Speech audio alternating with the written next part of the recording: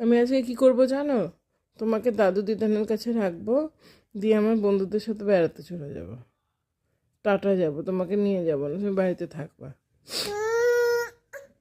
করলে তো হবে না, আমি সত্যি সত্যি যাব।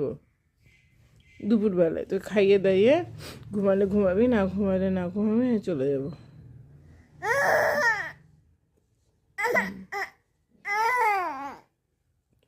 কেন কেন বিশ্বাস হচ্ছে না? সত্যি যাব।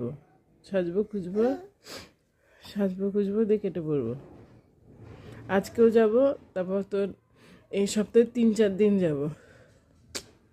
তোকে রাখবো, দিয়ে টাটা। ঠিক আছে,